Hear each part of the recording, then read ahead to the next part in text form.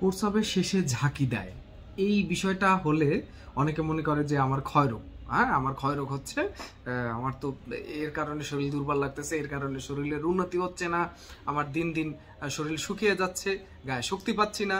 আসলে এই যে প্রস্রাবের শেষে ঝাঁকি দেওয়া, এটা হচ্ছে প্রস্রাবের পরিতৃপ্তি।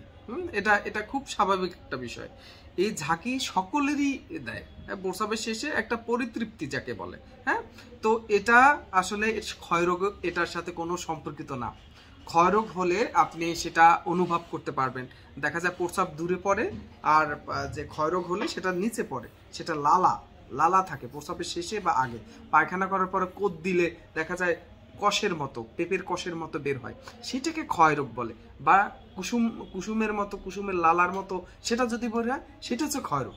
সেই রোগের চিকিৎসা হয়। হ্যাঁ, সেই রোগ খুব ভালোভাবে চিকিৎসা করে থাকে। চাইলে যোগাযোগ করতে পারেন, SMS করতে পারেন। ধন্যবাদ।